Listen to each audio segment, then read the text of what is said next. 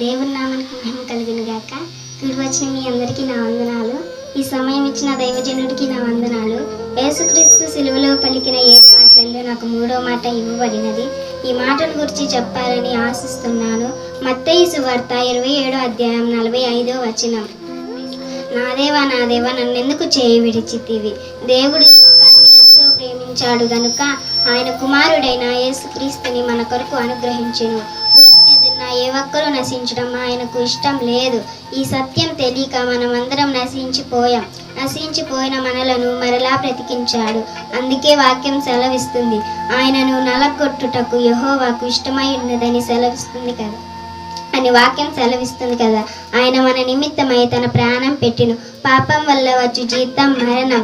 ఆయన కుమారుడైన యేసుక్రీస్తు వల్ల మనకు నిత్య జీవం. మనం బ్రతకాలంటే యేసయ్య చనిపోవాలంటే తండ్రి చేయి విడవాలి. అందుకే యేసయ్య అన్నాడు, నా దేవా నన్నెందుకు చేయి విడిచితివి? మనం బ్రతికి ఉన్నామంటే దేవుని ప్రేమ, యేసయ్య కృప వలన బ్రతికి ఉన్నాం.